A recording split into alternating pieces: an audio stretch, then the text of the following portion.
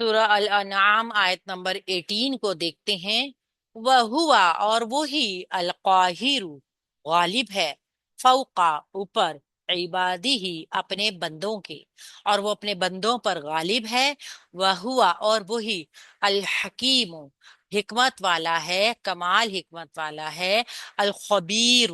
ہر چیز کی پوری پوری خبر رکھنے والا ہے۔ واو حرف عطف ہے، استناف لکھ دیں گے اس کو۔ واو استنافیہ ہے، ہوا ضمیر مرفوع منفصل ہے، مبتدا بنا دیں گے اس کو، ڈیٹیچ پروناؤن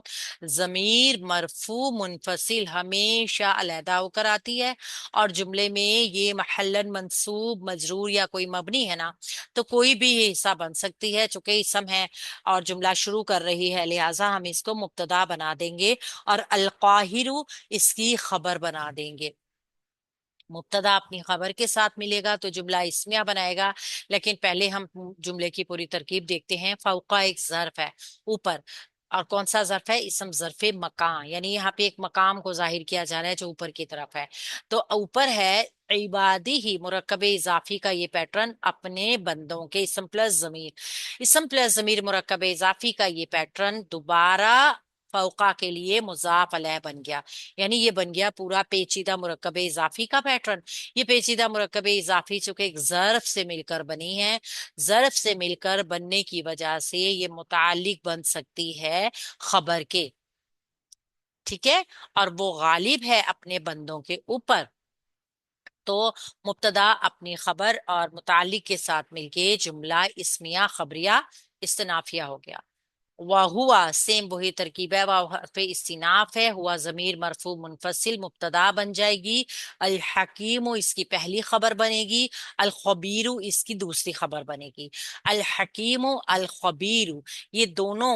سیم وزن میں ضرور آ رہے ہیں، لیکن دو خبریں کبھی بھی جو ہوتی ہیں وہ ایک جگہ پر آنے کے بعد مرکب توصیفی نہیں بن جاتی، ٹھیک ہے۔ مرکب توصیفی کے لیے موصوف اور صفت کا ہونا ضروری ہے، اگر موصوف صفت موجود نہیں ہے، دو صفات ہیں، تو وہ مرکب توصیفی نہیں بنے گا۔ دوسرا سوال، ہم نے ہوا کو موصوف کیوں نہیں بنایا اور اس کو مرکب توصیفی کیوں نہیں بنا لیا پورا؟ تو ہم نے اس کو موصوف اور اس کو صفت اس لیے نہیں بنایا کیونکہ یہ تب مرکب ناقص رہتا، لہٰذا یہ چونکہ مرکب ایک تام ہے، پوری بات سمجھا رہا ہے، بات مکمل ہے، لہٰذا ہم اس کو زبردستی مرکب ناقص نہیں بنائیں گے، تو یہ مبتدا اپنی خبر کے ساتھ جملہ اسمیہ خبریہ استنافیہ بن جائے گا پورا مکمل۔ اللہ رب العزت ہر ایک چیز کے اوپر قادر، پوری طرح قدرت رکھنے والا، وہ زور آور ہے، طاقتور ہے، اور اس کا اقتدار پوری دنیا کے اوپر محیط ہے۔ اس کی مخلوقات میں سے کوئی بھی مخلوق ایسی نہیں ہے جو اس کے قابو سے باہر ہو، چاہے وہ زمین کے اوپر ہو، چاہے وہ زمین کے نیچے ہو، چاہے وہ ہوا میں معلق ہو، چاہے وہ آسمان کے اوپر ہو، چاہے کائنات میں پوری کہیں نہ کہیں موجود ہو،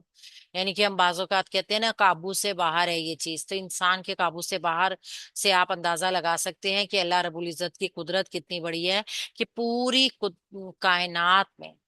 اور کائنات کو ہم اپنے مطلب مبالغہ ہی کر سکتے ہیں کہ زمین، سات آسمان، اور اس طریقے سے پتہ نہیں کتنے سیارے، پتہ نہیں کتنے ستارے، یعنی ہماری پوری کل کائنات جس کو آج تک انسان ڈسکور بھی نہیں کر سکا، یہ اس سب کی بات ہو رہی ہے کہ اس میں ایک بھی مخلوق ایسی نہیں ہے جو اللہ رب العزت کے قابو سے باہر ہو، تو یہی ہے کہ اس کی حکمت اور اس کی پوری قدرت کی نشانی، یعنی کہ اللہ رب العزت کی حکمتیں کیا ہیں ہم نہیں جان سکتے، صرف مبالغہ کر سکتے ہیں، ٹھیک ہے۔ اور اللہ رب العزت کی وحدانیت کی یہ آیت ہے بہت بڑی کہ وہ سب کے اوپر غالب ہے، چاہے وہ کیا کہتے ہیں کائنات کے کسی بھی حصے میں موجود کیوں نہ ہو،